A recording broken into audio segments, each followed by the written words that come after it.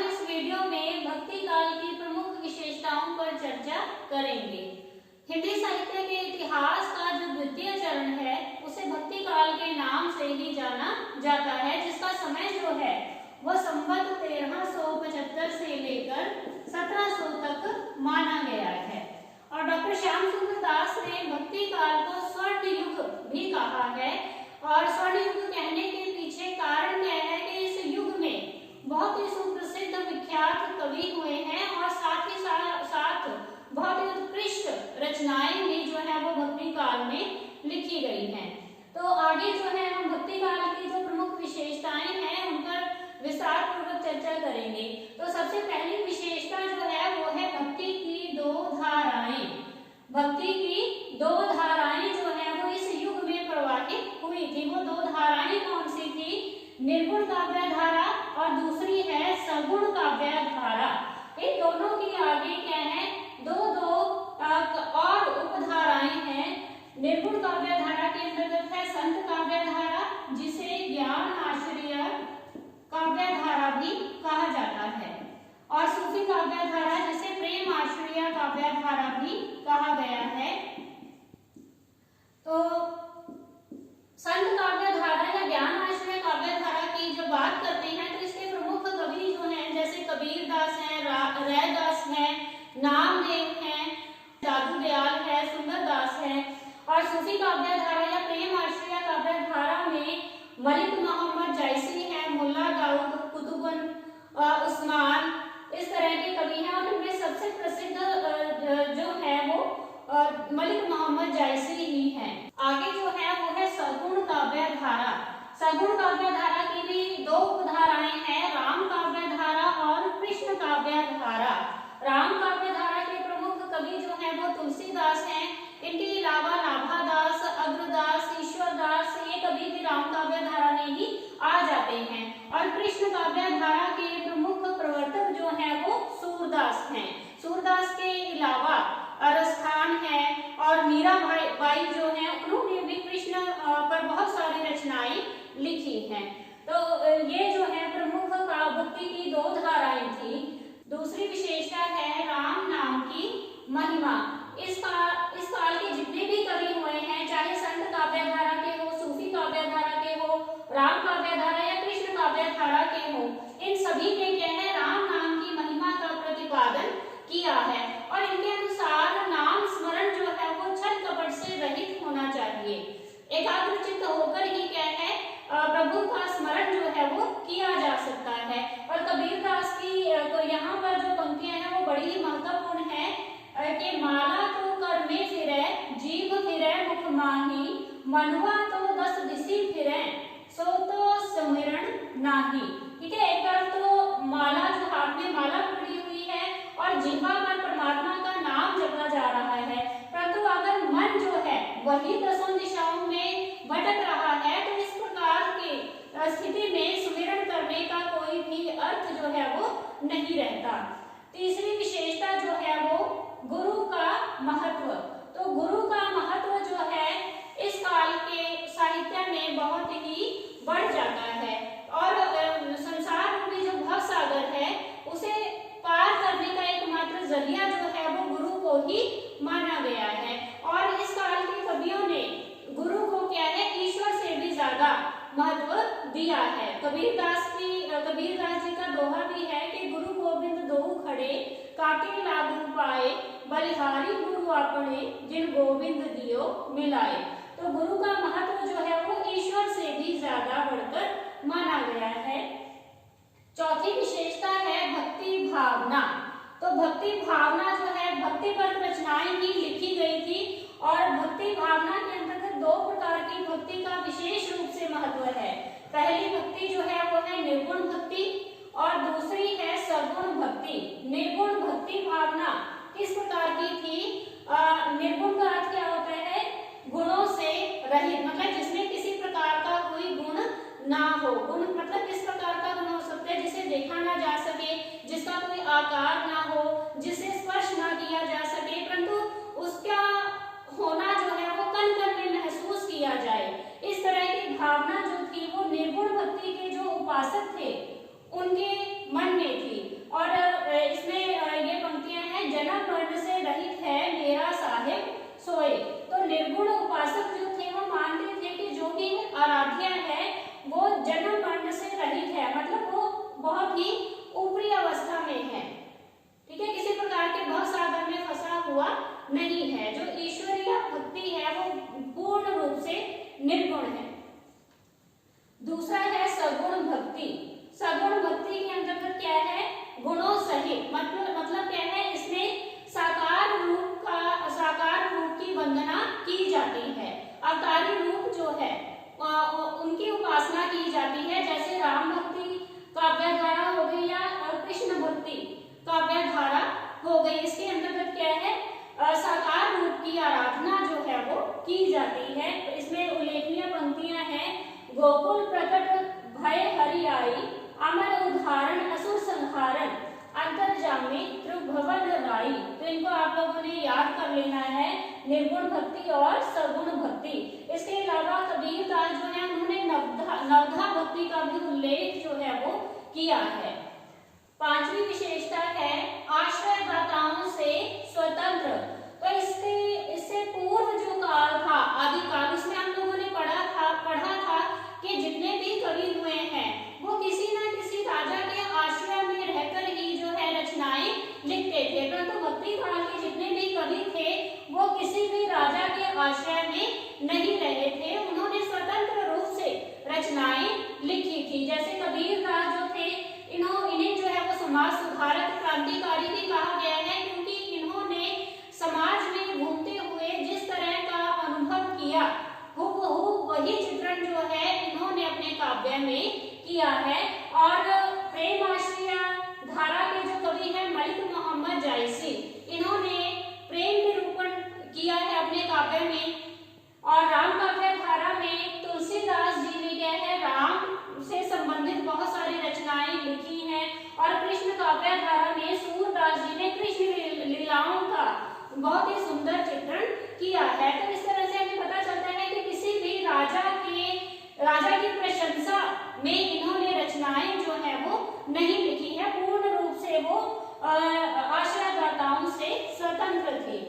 छठी विशेषता है लोक मंगल की भावना। तो लोक मंगल की भावना जो है वो भक्तिकालीन साहित्य में प्रचुर मात्रा में मिलती है। जितने भी कवि हुए हैं उन्होंने लोक कल्याण की बात ही की है, और वही उत्कृष्ट साहित्य माना गया है जो साहित्य स्वहित न होकर परहित की बात करता है। और तुलसीदास जी के बारे में भी कहा गया है कि बुद्ध के बाद अगर कोई सबसे बड़ा लोकनायक हुआ है तो वो तुलसीदास ही है, ठीक है। तो इसमें क्या है, लोक मंगल की भावना का जो है चित्रण हुआ है, जो भी भक्तिकालीन रचनाएं हैं। अगली विशेषता जो है सातवीं, वो है माया से सावधानता। तो माया से सावधान रहने का उपदेश जो है वो भक्तिकालीन कवियों ने दिया है, क्योंकि माया जो है वो एक सांसारिक विकार है जो प्रभु मिलन में सबसे बड़ी बाधा उत्पन्न करती है। तो माया को क्या है, इन्होंने ठगिनी भी कहा है, डाकिनी भी कहा है, ठीक है। तो इस तरह से मतलब इसका माया का जो है वो बहुत ही खंडन किया गया है इसमें। जैसे कबीर जी की पंक्तियां भी हैं, माया महा ठगिनी हम जानी, त्रिगुण फांसी लिए कर डोले, बोले माधुरी वाणी, ठीक है। तो इस तरह से क्या है, माया के प्रति इन्होंने बहुत ही कटु जो है वाणी लिखी है। आठवीं विशेषता है स्वांतः सुखाए पर जनहिताय रचना। तो स्वांतः सुखाए मतलब जितनी भी रचनाएं थी वो स्वयं के सुख के लिए लिखी गई थी, मतलब जो इन्हें अच्छा लगा, जो कवियों को अच्छा लगा, उन्होंने अपने अनुसार ही रचनाएं लिखी हैं। और एक और विशेषता क्या, स्वांतः सुखाए तो थी ही, उसके साथ साथ मतलब क्या है, परजन हिताय भी थी, मतलब दूसरों के हित की बात करने वाली भी थी इस काल की जितनी भी रचनाएं थी। तो ये याद रखना है, स्वांतः सुखाए परजन हिताय रचना। अगली विशेषता है बाह्य आडंबरों का विरोध। बाह्य आडंबरों का विरोध, आदिकालीन साहित्य जब हम पढ़ते हैं तो उसमें क्या है, इस प्रकार की विशेषता का अभाव रहा है, खंडनात्मक प्रवृत्ति का अभाव रहा है। परंतु भक्तिकालीन साहित्य में को अपनाया गया है।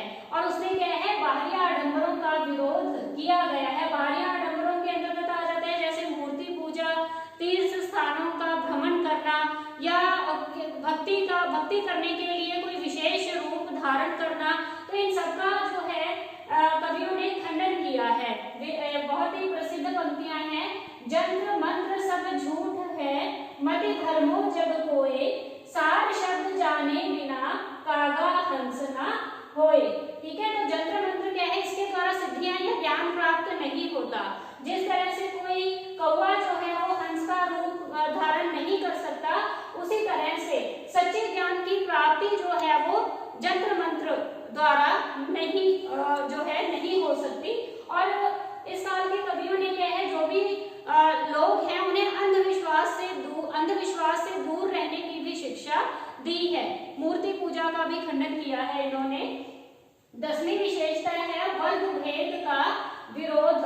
ठीक है, तो उस समय जो है ऊंच नीच, छुआछूत, इस तरह की बहुत सारी जो है बुराइयों का प्रभाव रहा था। और इन सभी जो कवि हुए हैं इन्होंने वर्ग भेद का विरोध किया है। इन्होंने सबसे उच्च स्थान जो है वो ज्ञान प्राप्ति को ही माना है।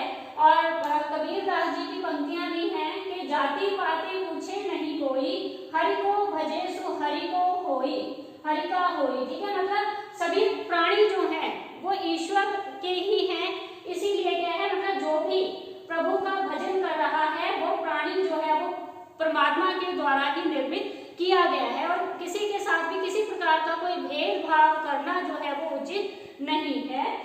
11वीं विशेषता है रहस्यवाद। तो रहस्यवाद का अर्थ क्या है, आत्मा और परमात्मा में एकता स्थापित करने की जो प्रवृत्ति है वो रहस्यवाद कहलाती है। और भक्ति काल में दो ही चीजों को ज्यादा महत्व दिया गया था, एक आत्मा और दूसरा परमात्मा को। जब दोनों का मिलन हो जाता है तो वहां पर रहस्यवाद की प्रवृत्ति जो है वो आ जाती है। रहस्यवाद का संबंध जो है हम अद्वैतवाद के साथ भी जोड़ देते हैं। अद्वैतवाद क्या होता है, जहां पर दो का भाव जो है वो समाप्त हो जाए, मतलब आत्मा परमात्मा में मिल जाए।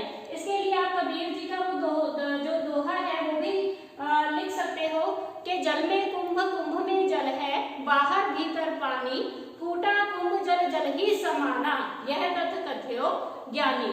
ठीक है, तो ये इम्पोर्टेंट है रहस्यवाद। 12वीं विशेषता है प्रेम का महत्व। इन्होंने प्रेम को बहुत ही ज्यादा महत्व दिया है। ठीक है, कबीरदास जो है इन्होंने भी दाम्पत्य भक्ति की भी बात की है, जिसमें प्रेम का विशेष रूप से महत्व है। और ये जो है सूफी काव्य धारा, इसी को कहा ही प्रेम आश्रय काव्य धारा गया है। और मलिक मोहम्मद जैसी को प्रेम के पीर के कवि भी कहा गया है। ठीक है, तो प्रेम का बहुत ही महत्व है। इसमें दोहा भी है कबीर जी का कि पोथी पढ़ जग हुआ, पंडित भया न कोय, ढाई आखर प्रेम के पढ़े सुपंडित होए। तो आप ये लिख सकते हो प्रेम का महत्व। अगली विशेषता है एकेश्वरवाद। एकेश्वरवाद मतलब इन्होंने एक ही ईश्वर को महत्व दिया है। इनके अनुसार राम और रहीम, कृष्ण और करीम में कोई भी अंतर नहीं है, दोनों एक ही ईश्वर के रूप हैं। समझाने के लिए इन्होंने बताया भी है कि जिस तरह से सफेद गाय और काले गाय के दूध में अंतर, कोई भी अंतर नहीं रहता है, उसी प्रकार से अल्लाह और ईश्वर में कोई भी जो है भेद नहीं है, दोनों एक ही है, एक ही ईश्वर पर बल दिया है। पंक्तियां हैं, खालिक खलक खलक में खालिक, सब घट रहो समाई, मतलब हर जगह परमात्मा का एक ही रूप है। अगला है छंद। किस तरह के छंदों का प्रयोग इन्होंने किया है, विशेष रूप से जो उल्लेखनीय है वो दोहा और चौपाई छंद है। और भी बहुत सारे छंदों का प्रयोग जो है इन्होंने किया है। अगली इसके बाद है रस। रस में जब भक्त कवियों की बात करते हैं तो इन्होंने श्रृंगार रस और जो शांत रस है इनका प्रयोग जो है वो किया है। और कृष्ण काव्य धारा के अंतर्गत जो है वात्सल्य रस का विशेष रूप से महत्व है। और सूफी काव्य धारा में जो वियोग श्रृंगार है, इस प्रकार के रसों का ज्यादा प्रयोग हुआ है। अगली विशेषता है भाषा। तो भाषा की दृष्टि से भी ये काल जो है बहुत ही महत्वपूर्ण रहा है। और कबीर जो है निर्गुण भक्ति काव्य धारा के कबीर जो है उन्हें तो भाषा के डिक्टेटर कवि भी कहा गया है। अब भाषा की बात करते हैं तो संत काव्य धारा में जो है जैसे कबीर की भाषा की तो पंचमेल खिचड़ी का प्रयोग, पंचमेल खिचड़ी भी कहा गया है उनकी भाषा का, और सदुकड़ी भी कहा गया है। और सूफी काव्य धारा में अवधी भाषा का प्रयोग किया गया है, अवधी भाषा। राम काव्य धारा में अवधी भाषा और ब्रज भाषा दोनों का ही प्रयोग किया है। कृष्ण काव्य धारा में ब्रज भाषा का ज्यादा प्रयोग हुआ है। तो ये इस तरह से भाषाओं के बारे में आप लोगों ने याद रखना है। और एक और विशेषता रह गई थी काव्य के रूप, ये विशेषता एक रह गई थी काव्य के रूप। तो दो प्रकार के रूप थे, एक तो था मुक्तक काव्य और दूसरा था प्रबंधात्मक या प्रबंध काव्य, प्रबंधात्मक काव्य। ठीक है, तो काव्य के ये दो रूप प्रचलित थे। मुक्तक काव्य में जैसे कबीर दास हैं जिन्होंने दोहे लिखे हैं तो वो मुक्तक काव्य के अंतर्गत आ जाते हैं। और प्रबंध काव्य में जैसे मलिक मोहम्मद जैसी द्वारा लिखित महाकाव्य है पद्मावत, और तुलसीदास द्वारा लिखित रामचरितमानस, तो ये प्रबंध काव्य के अंतर्गत आ जाते हैं। तो ये भी आप लोगों ने ध्यान में रखना है। तो आज हम इस वीडियो में केवल इतनी ही विशेषताएं पढ़ेंगे। अगर आप लोगों को वीडियो अच्छी लगी तो वीडियो को लाइक कीजिए और साथ ही कमेंट जरूर कीजिए।